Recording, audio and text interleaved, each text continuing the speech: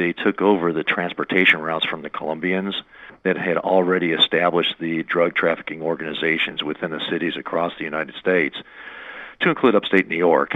And so by taking over the routes, they were able to introduce things that were coming from Mexico into the United States, obviously methamphetamine, and then methamphetamine got to be a point where the supply and demand has changed, so there wasn't that much of a demand for it. So then they went ahead and they started substituting the methamphetamine for heroin. And then when heroin got to be a point where it was into the cities, then next thing you know it, they started doing the fentanyl, and then the car fentanyls.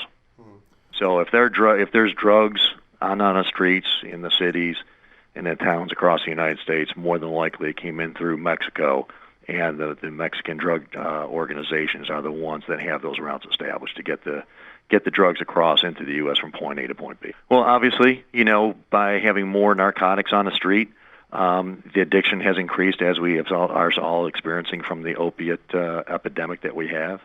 We have additional crimes because with drug trafficking and drug use, there's usually an increase in crimes.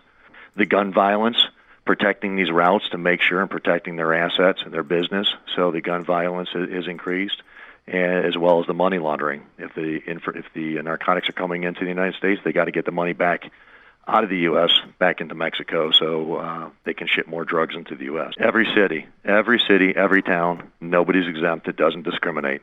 Every Jamestown and other areas across the United States, opiate abuse is in every city, every town, and every region. So yeah, it's affecting everyone. The Colombians had already established the routes of the drug trade coming into the United States.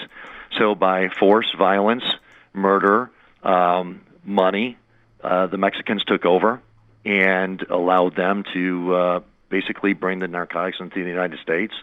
They used to be the transporters for the Colombians at one time. So the Colombians utilized the Mexicans to be transporters, and then eventually what they did is they muscled the way into where they basically kicked the Colombians out, and the Mexicans are running the show.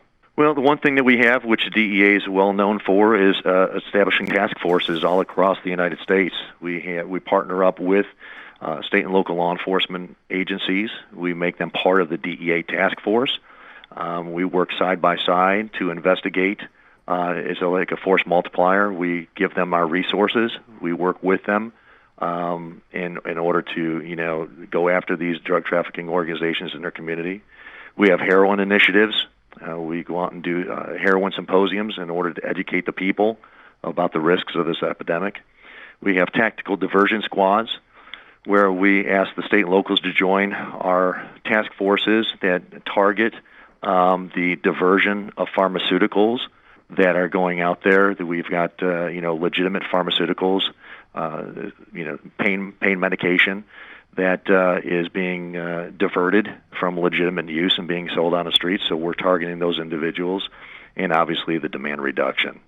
Going out there and educating people about the risks associated with opiate use and the pain medications. The opiate epidemic doesn't discriminate against anybody. It happens to everyone, and everybody's at risk. So what we do is we work with our community groups. We have treatment and education partners in addition to law enforcement partners. DEA has a 360 program and Operation Prevention. We are also involved with Big Brother and Big Sisters, DEA Explorers, and then Friday Night Lights, where really instead of working in the shadows behind the scenes, DEA is really up out front, working with the community leaders in order to, play our role and play our part in just education and hopefully reducing for the folks wanting these narcotics.